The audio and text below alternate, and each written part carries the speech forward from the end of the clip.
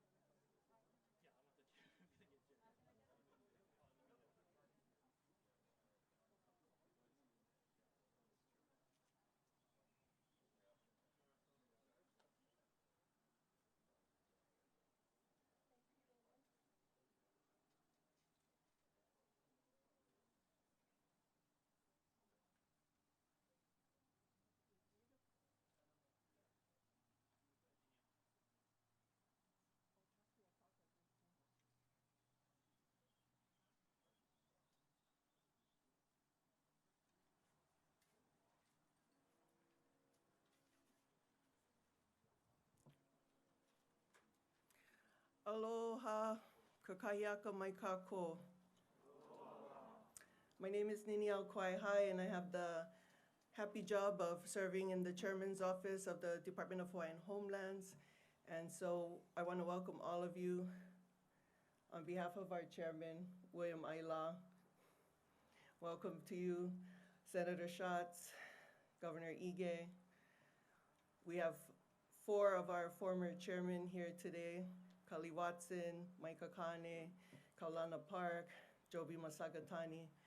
We are also honored to have members of our Hawaiian Homes Commission: Randy Awo from Maui, Pauline Namuo from Oahu, Dennis Nevis from Kauai, Zachary Helm from Molokai, Patty Teruya, Mike Kalekini from the Big Island, and Russell Kaupu from Oahu, as well as our partners from our Ali'i Trusts, Kamehameha Schools, welcome. And the Office of Hawaiian Affairs, welcome. Thank you, Trustee Akaka, for joining us this morning. Special mahalo and welcome to all of our beneficiaries. We are here to celebrate 100 years of the Hawaiian Homes Commission Act. Today, 100 years ago, President Warren G. Harding signed the act into law. And what was most impactful, I believe, to me, is the diversion away from the regular United States Indian policy at the time. Now we see across our First Nations brothers and sisters in Canada, as well as our own people in Alaska and the United States, the continental United States, the travesty of what happened at the boarding schools to our Indian brothers and sisters. We remember that today, Prince Kuhio left the Hawaiian Homes Commission Act to put Native Hawaiians back on the land, not as Indians on a reservation, not forcing their children away into boarding schools where their culture and language was stripped. And so we celebrate that legacy today because we remember, we carry on. We're here because of our ancestors who paved the way to make us and allow us the opportunity to serve and be of service. And so today, we remember Prince Kuhio. He opua li'i no oi e Kuhio. E ola.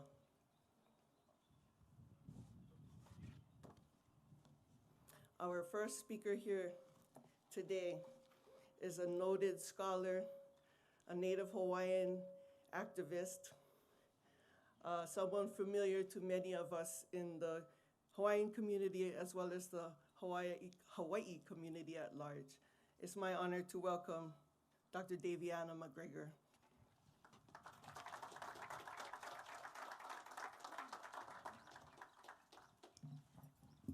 Aloha kākou. I flew in yesterday from our Ho'olehua homestead, and it's going back tonight.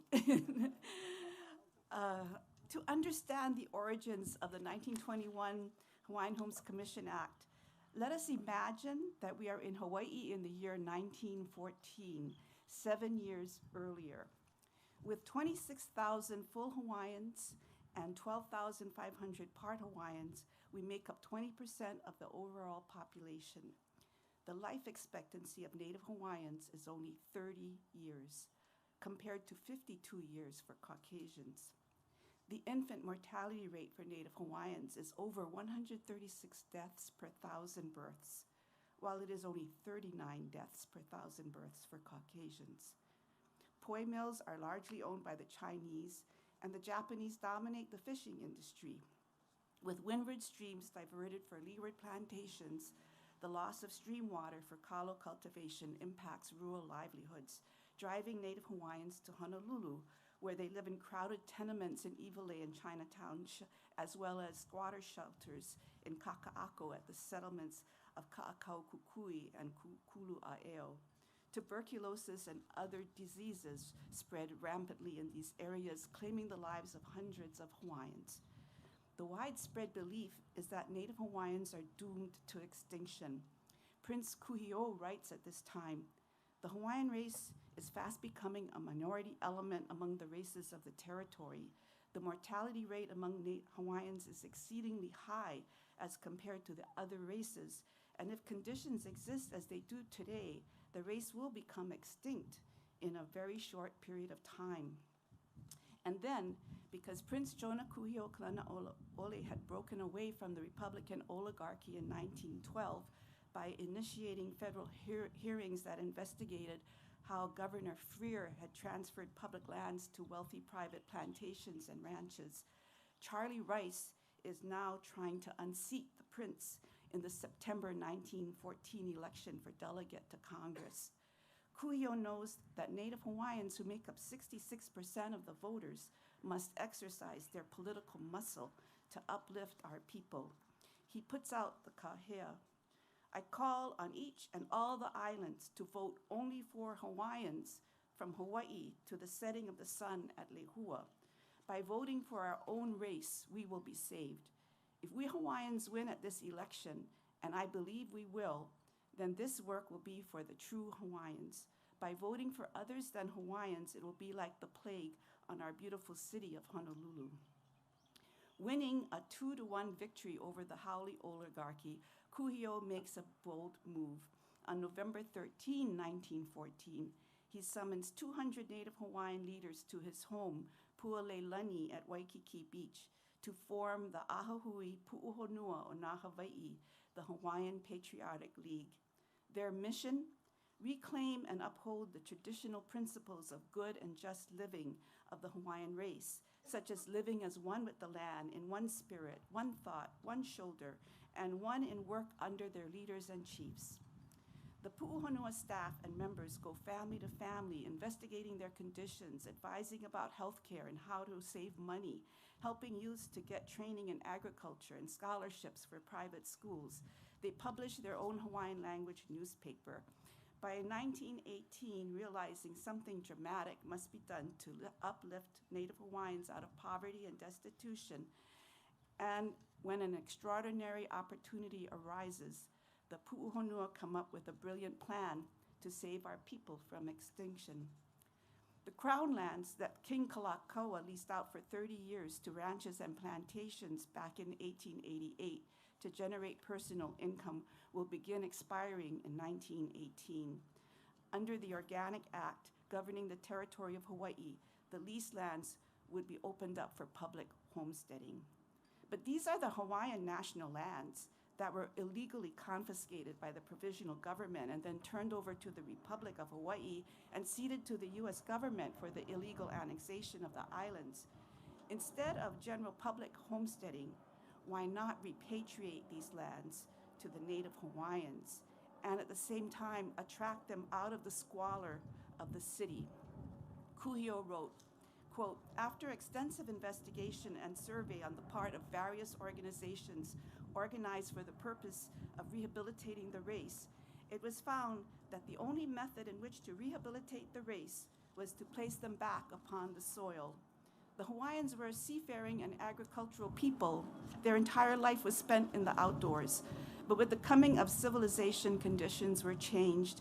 The Hawaiians, on account of their lack of business experience and otherwise, were forced into the crowded tenements of the cities and towns and were subjected to the evils of modern civilization. Disease and the change in their living conditions weakened their vitality to such an extent that today they are susceptible to all diseases, and their resistance being very low, the death rate is high. Under the provisions of this bill, by placing the Hawaiians upon the soil, away from the cities and towns, it is certain they will again regain their former vitality. And in the course of years, the race will increase and become a majority element in the land of their birth. The legislative act was drafted by the end of 1918, and again, the prince, together with the Ahahui Pu'uhonua Nā Hawaii, organized to carry out their plan. In that December, 40 Native Hawaiians were invited to Young Hotel, where they founded the Hawaiian Civic Club to, quote, create an open forum for Native Hawaiians to discuss and take action on matters of importance affecting the welfare of the Native Hawaiian people, and to perpetuate the language, history, traditions, music, dances, and other cultural traditions of Hawaii. Their first order of business was to secure the passage of the Hawaiian Homes Commission Act. The act passed the Hawaii Territorial Legislature in April of 1919. Prince Kuhio then presented the act to the U.S. House Committee on Territories, and the committee merged the act with a second measure to limit the amount of Crown lands that would be open for general homesteading so that there would be lands to lease to plantations and ranches. Introduced in early 1920, the bill underwent several compromises before being passed and signed into law 100 years ago today.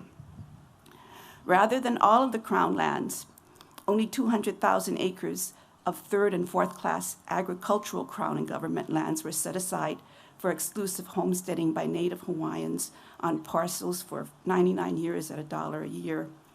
The first and second class agricultural Crown and government lands would be leased by plantations and ranches, and the revenue from those leases would fund the Hawaiian Homelands Program. The planter and rancher interests wanted the beneficiaries limited to full Hawaiians. Kuhio countered that Native Hawaiians with 1/32nd Hawaiian ancestry should qualify, and they compromised at 1/2 Native Hawaiian ancestry and more.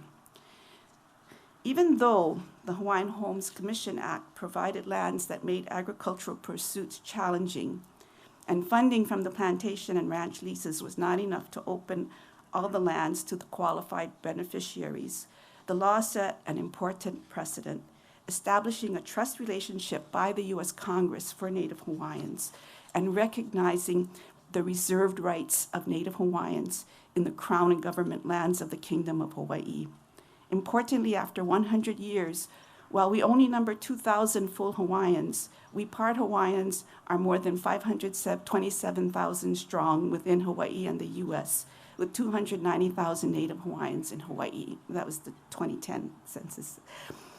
As we celebrate the 100th anniversary of the Act, let homesteaders, beneficiaries, and Native Hawaiians on every island recommit to each other and to the law hui to perpetuate the Hawaiian homelands as a national land trust of the Hawaiian people. Insist that the state legislature fulfill the constitutional mandate to provide sufficient funds for the national trust lands to be awarded, and affirm Native Hawaiian self-governance to secure this legacy for the next 100 years. In closing, I would like to acknowledge those Native Hawaiian visionaries who prominently led the effort to establish the Hawaiian Homelands Program.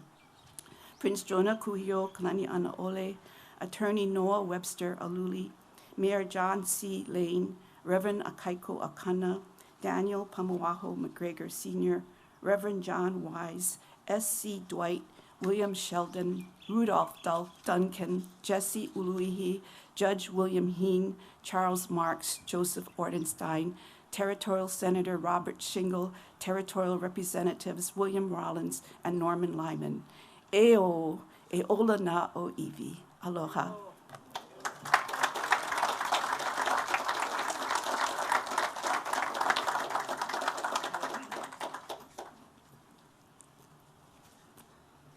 Our next speaker is the most senior member of Hawaii's delegation to the United States Congress, recently appointed to the prestigious chairmanship of the Senate Committee on Indian Affairs.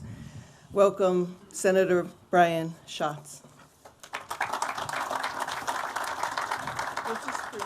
This is a signed copy of the resolution that the commission passed last year.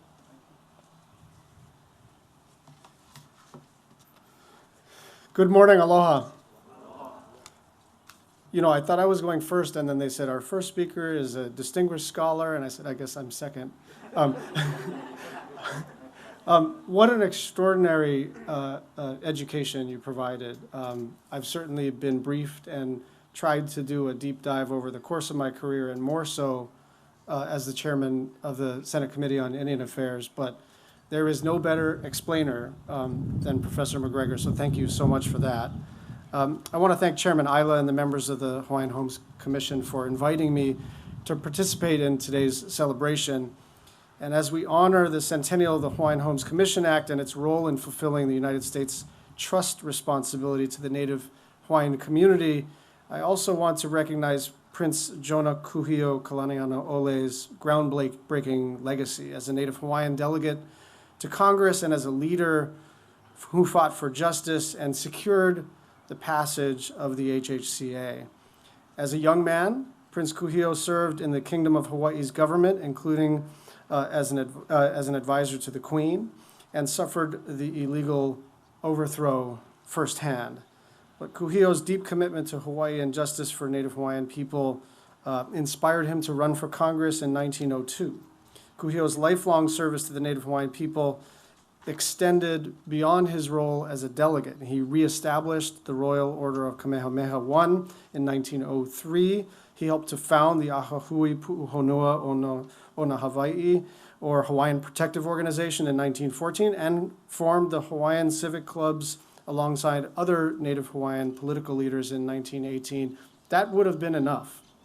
But it's Kuhio's work in Congress to champion the Hawaiian Homes Commission Act that made the biggest and most lasting impact in Hawaii, and it's the reason that we are here today. Over the last 100 years, the HHCA has provided more than 10,000 homestead lots for Native Hawaiian families, returning land to its rightful owners and righting a wrong perpetuated many years ago. We all have more work to do to fulfill Kuhio's vision, and that's what I'm focused on as the chairman of the Senate Committee on Indian Affairs. To help carry out that vision, earlier this year we passed the American Rescue Plan, which included historic funding for Native Hawaiian programs, about $200 million for Native Hawaiian health, education, and housing. The biggest one-time infusion of money into Native communities, including Native Hawaiian communities in American history. And there's sort of two ways to look at that. One is that's an extraordinary accomplishment, and the other is that that's a drop in the bucket.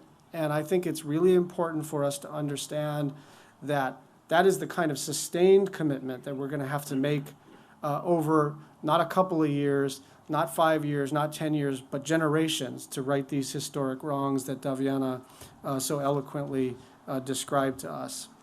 And last month, we introduced bipartisan legislation to reauthorize the Native American Housing Assistance and Self-Determination Act, or NAHASDA.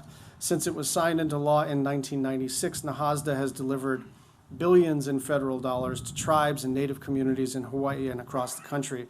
Our bill will extend NAHASDA for another decade and ensure that the Department of Hawaiian Homelands receives the federal resources that it needs and deserves to help house more Native Hawaiians. So whether it's improving Native Hawaiian housing, healthcare, or education, Prince Kuhio's work, his legacy of justice for Native Hawaiians, lives on. It's alive in the work we're doing in Congress. It's alive in all of you. It's alive in this tent. It's alive in this building. And I want to thank you all for allowing me to play some role in trying to right these historic wrongs in partnership with all of you. Thank you very much. Aloha.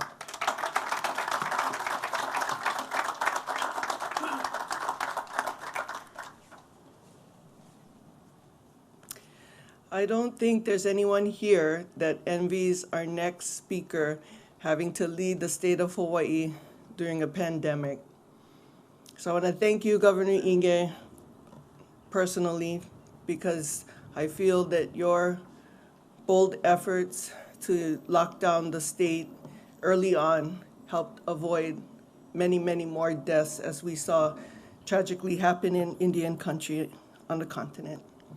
And so please help me give a warm welcome to our Governor of the state of Hawaii, David Ige.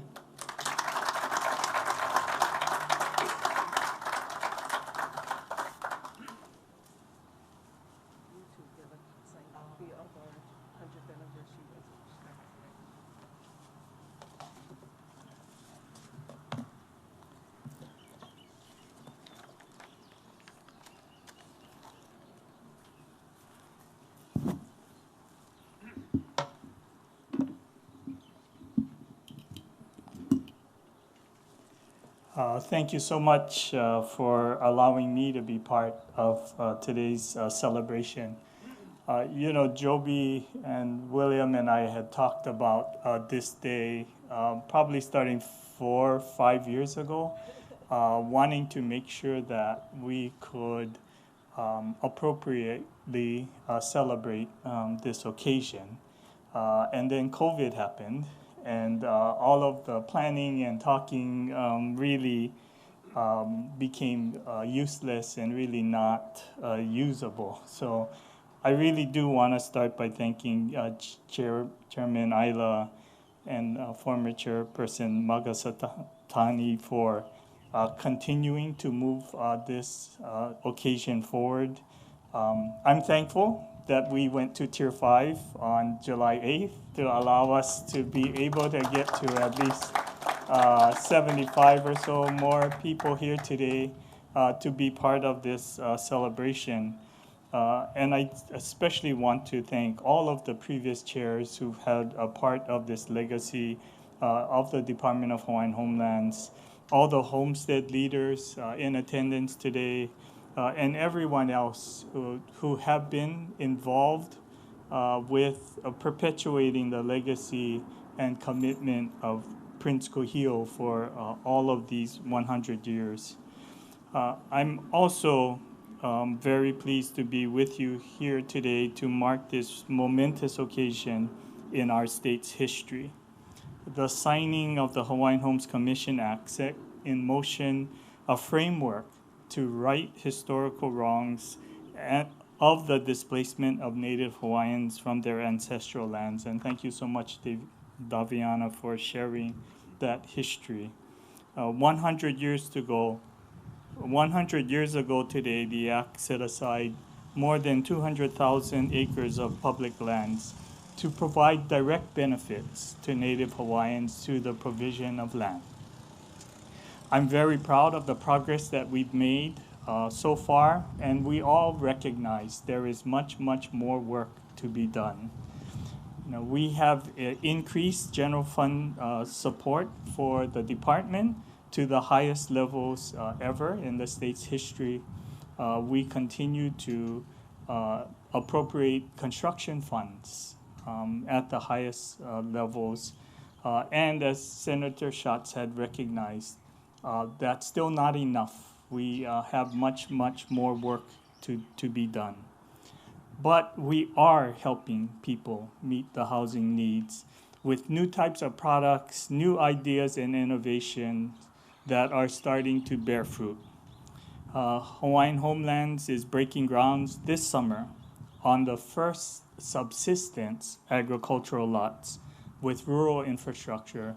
Really want to thank the commission members for moving ahead with that measure. I know that many criticize whatever decisions the commission makes, but I do know that having an alternative for subsistence lots will give some of the beneficiaries the opportunity to proceed with that, and it also will allow us to reach more beneficiaries in this way.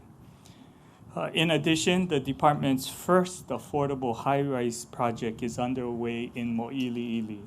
And that's also been a long time coming, but providing opportunities for beneficiaries to live in the urban core. And new rules allow beneficiaries to use DNA testing to confirm a biological parent-child relationship.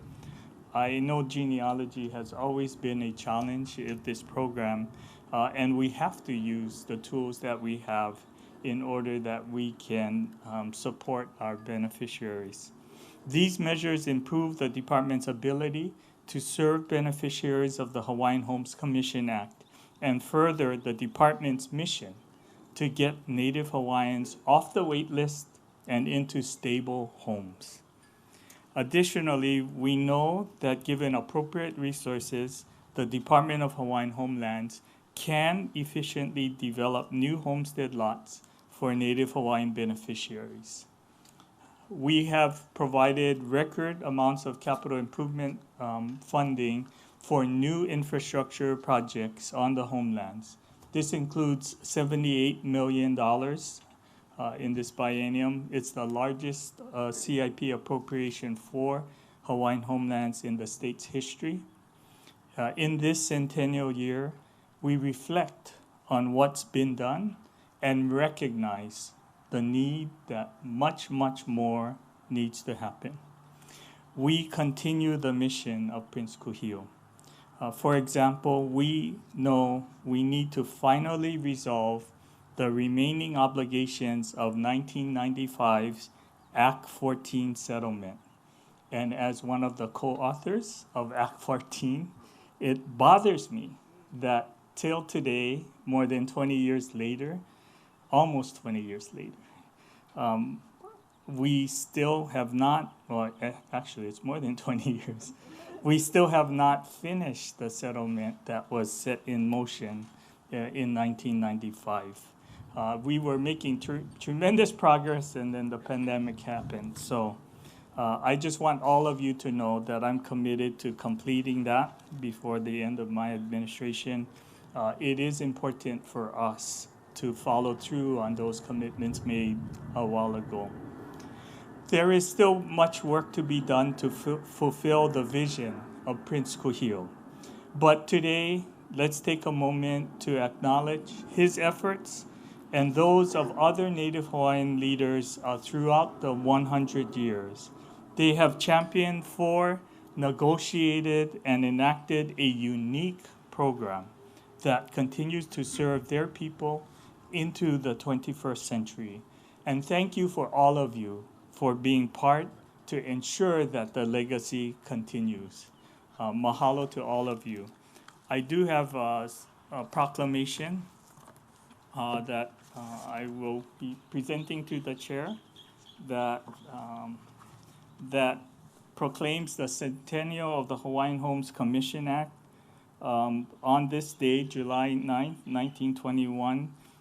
And certainly I will be asking all of the people of Hawaii to join me and all of you in honoring the life and legacy of Prince Jonah Kuhio Kalani'anaʻoli, recognizing the importance and value of the Hawaiian Homes Commission Act, and working together for the advancement of Native Hawaiians. You know, we can do great things when we work together. Mahalo and aloha. Thank you very much. I certainly appreciate that. I think they want to take a picture of it. Okay. Did you guys want?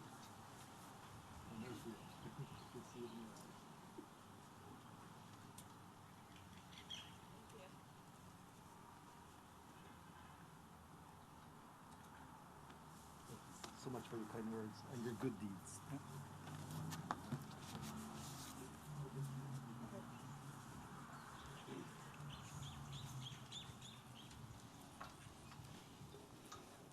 And now we are to our last speaker, and we always save the best for last. I want to welcome my boss, the chairman of the Hawaiian Homes Commission, William J. Aila, Jr.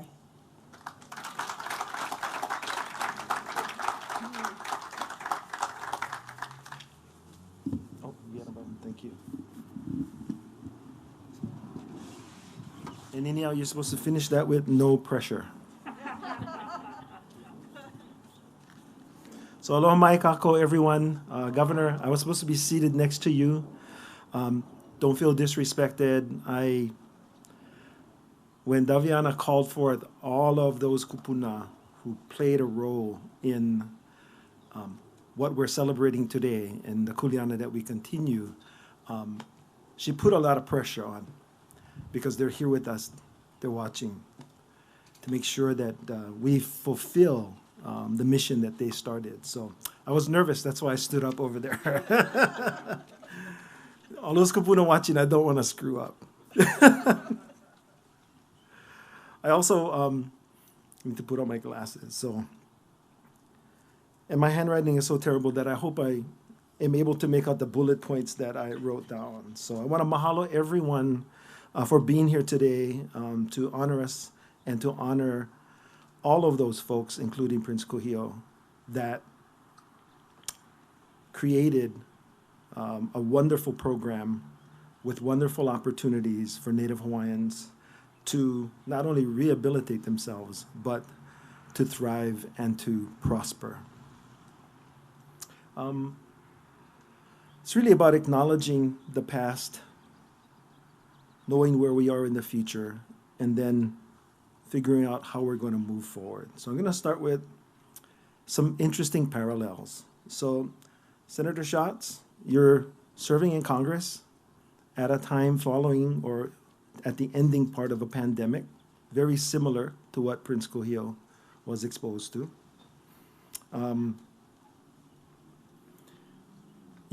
You sacrifice a lot on behalf of everyone in Hawaii, including Native Hawaiians, you know. There's no trade winds in Washington, D.C. The food is not so good. But the most important sacrifice, because I know you, and I assume that Prince Kohio loved the ocean as much as you do, is the loss of surfing time. So these are wonderful parallels, and you think about it when you're back in D.C. and you're, you know, having to deal with unruly unruly senators and congressmen from the other side.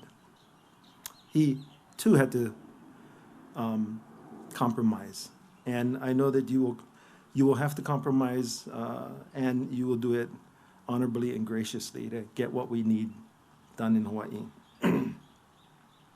Look forward to the reauthorization and upping of NAHASDA, and the continued support of the Hawaiian Homes Commission Act.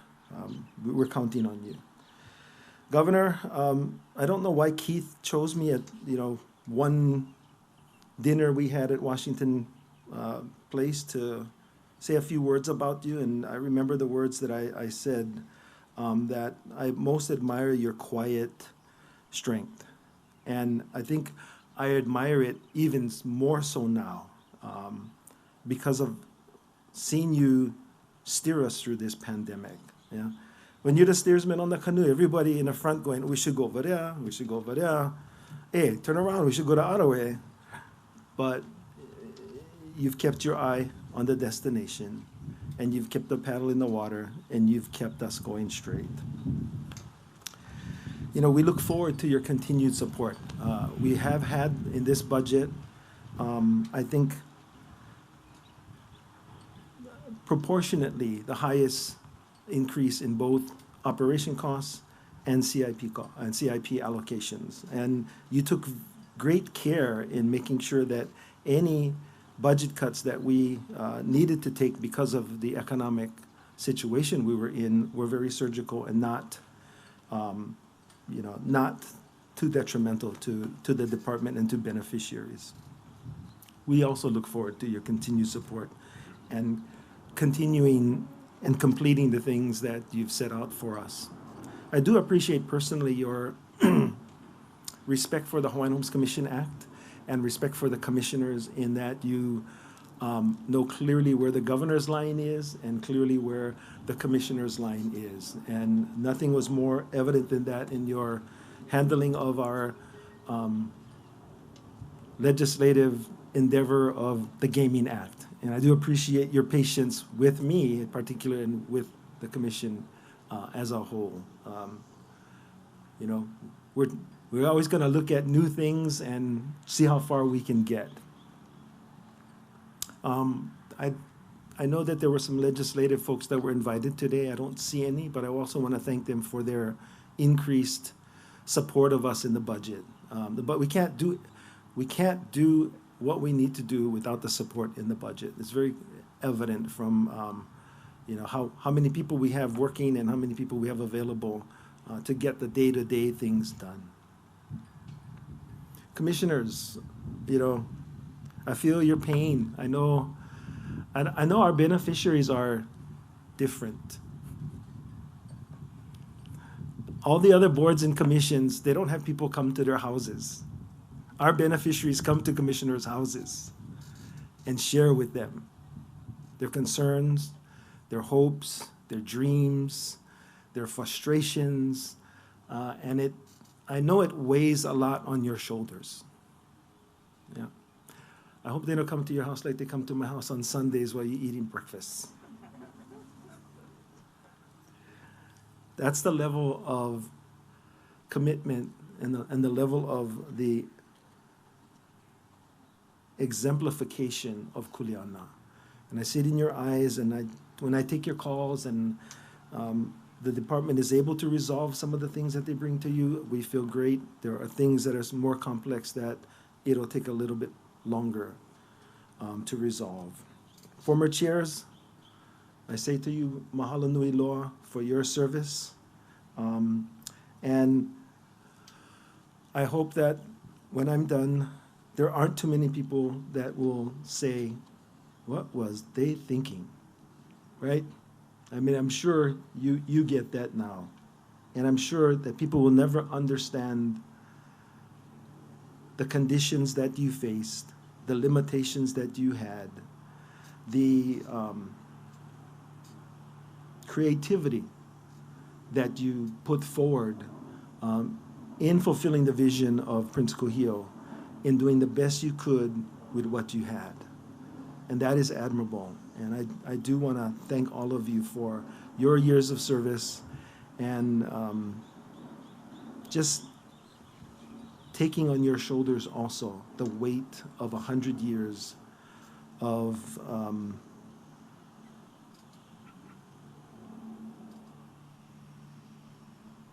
trying to accomplish as much as you can.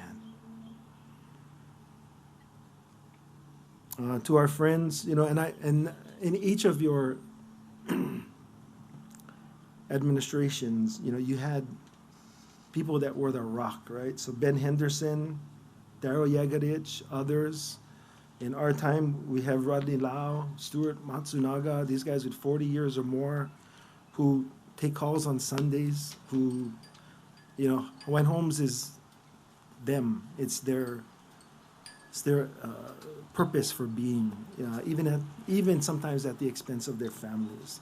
So to have the commitment of people like that and the rest of the staff is something truly amazing to see, and the inspiration that Kuhio and all of those kupuna who had that same drive and that same energy to see things forward, see that repeated generation after generation. The Office of Hawaiian Affairs and Kamehameha Schools, I know leadership wanted to be here today. I mahalo you for your representation. We serve the same people, their children, you know, their hopes and aspirations, the same beneficiary class, the families of the beneficiary class that the Department of Hawaiian Homelands and the Hawaiian Homes Commission Act is responsible for. So this mythical 50% line is something that Congress created. It was a compromise, but we know in our families that you cannot apply that 50% except where the law calls for it, right? That's not in our being, it's not in being Hawaiian. So we got to take care of everybody, us, you, all the other ali'i trusts, and with the help of Congress and the governor and the legislature, we got to take care of everybody. I look forward to your continued support in ways that we can work together. The Department of Interior, mahalo for being here today, and all of your support, especially when we're trying to find definitions to rules that aren't always clear. We ask that you continue to support our beneficiaries as we move forward. And just my personal ask, more advocacy, less regulation.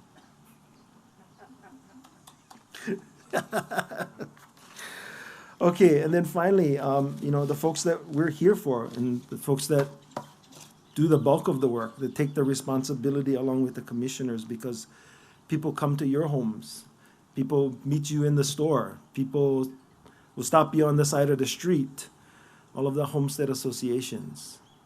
A big mahalo to you folks, because I know that the weight of your neighbors, the weight of your friends, the weight of your family many times causes your shoulders to sag. And when you're able to join with us and solve some problems and watch them stand up and the weight is a little bit less, that's really what we're all here for. Staff, those of you in the audience and those of you who are watching the live stream, we could not do all of this without you. And I know that there are folks sitting at their desk right now that put in extra time. They go home and they worry about completing a document. I know a couple of them that actually aren't supposed to work on Saturdays, but they come in because they are truly concerned about beneficiaries being helped. That's exactly what the folks who created this exemplified. And so the beauty of it, it continues to be carried on today.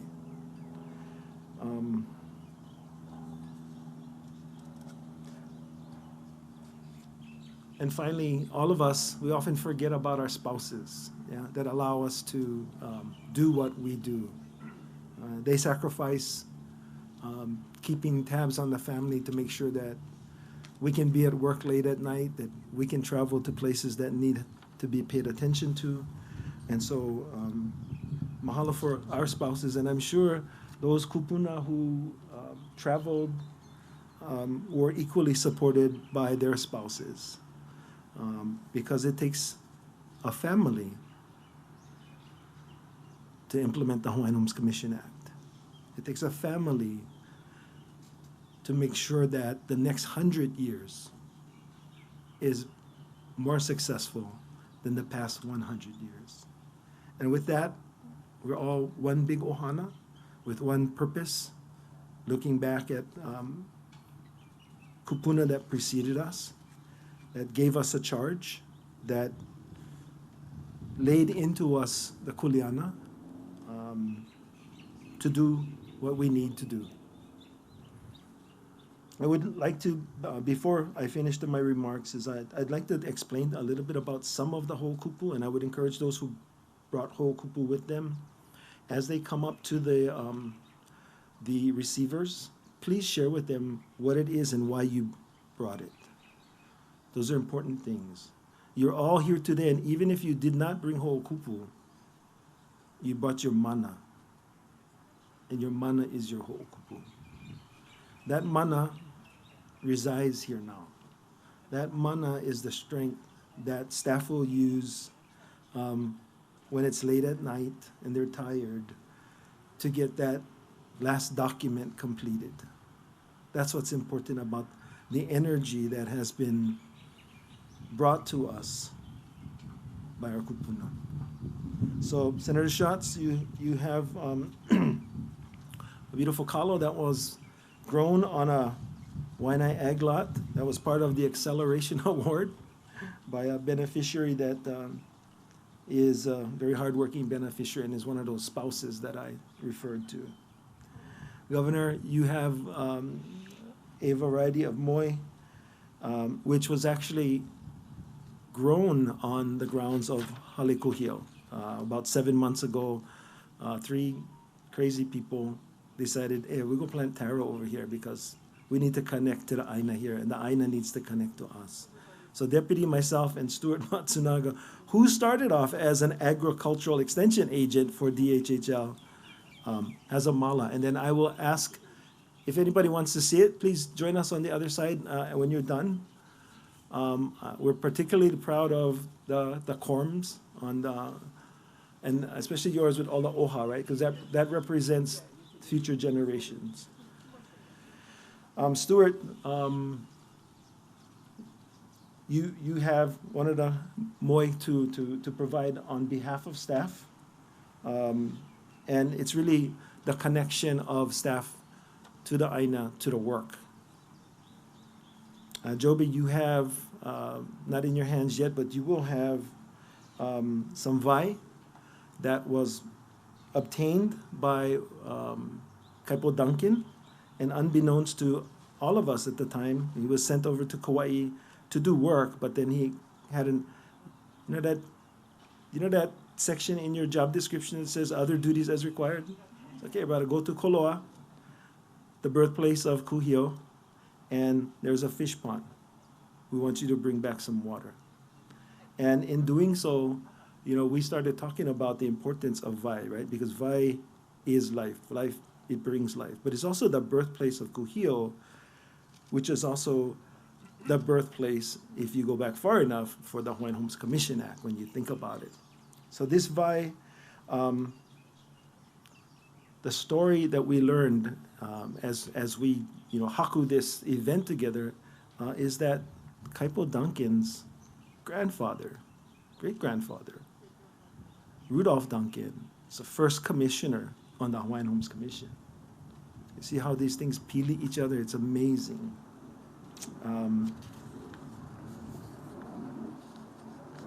And with that, I'm also I have to apologize because shortly after about 10, I have to run away and go do a interview for Hawaii Public Radio. I do want to thank staff, I do want to thank especially Cedric for putting all of this together in a very short time. And I want to acknowledge that there are some folks that remind us, right? Our job is not POW. And I thank you for reminding us. It's good. Mahalo. So with that, I think what's going to happen next is we're going to, you want to cover the next proceeding. And with that, I just say, everyone in this room, mahalo for the mana that you bring here today and the commitments that you make in front of those kupuna who started this more than 100 years ago. And not only focus on what we haven't done yet, but let's give thanks for the things that we have done, the 10,000 folks that are on the land, either in a residential situation or a pastoral situation or an ag situation. There has been success. It has not all been failure, right?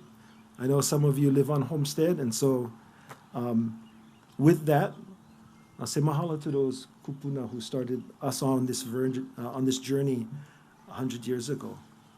And it has been as former commissioners know, it's been a rough ride sometimes.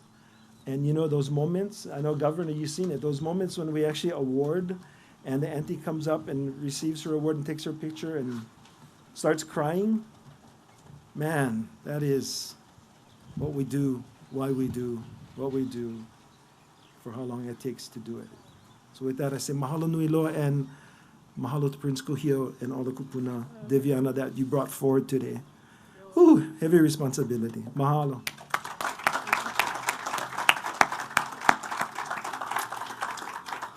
We are now going to have our ho'okupu ceremony. If I can have the first row line up right out there on the concrete walkway, and we'll have our receivers here to receive the ho'okupu.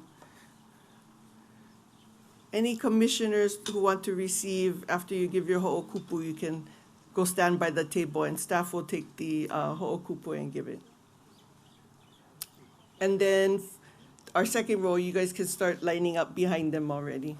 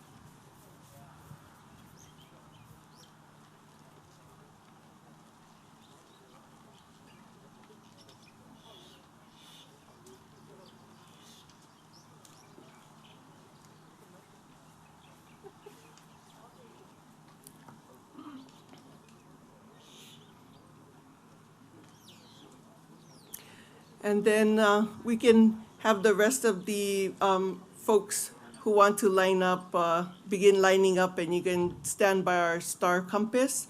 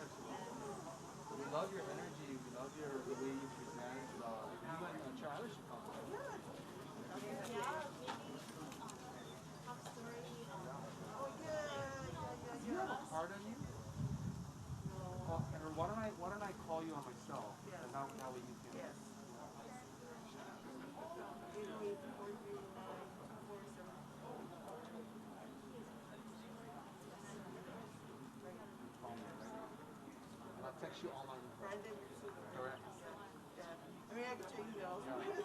It's amazing that you can say all that with no script up there. You just were going off the top of your head. Yes. You were like line of sight. As soon as you saw somebody, you're like, I'm introducing them.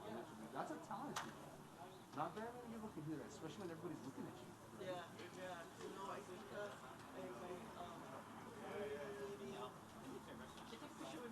I can. Oh, way back. They're, when you- Oh they're, yes, he was I know, I've played baseball with this guy. they're vaccinated. I used to go to Ronald McDonald's to see his mother all the time. Does this automatically? It's automatic. What? Thank you. Can you get one shot with Oh, no, I don't mind. can you get one with And I'm gonna have to put a chair. You can even go. I'm gonna have to pull a chair.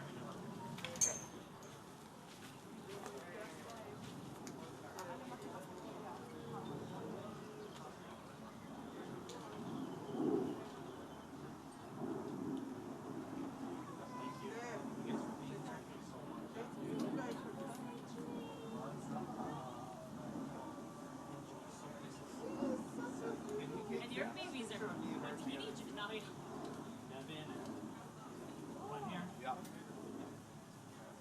1, 2, 3. Social media rockstar.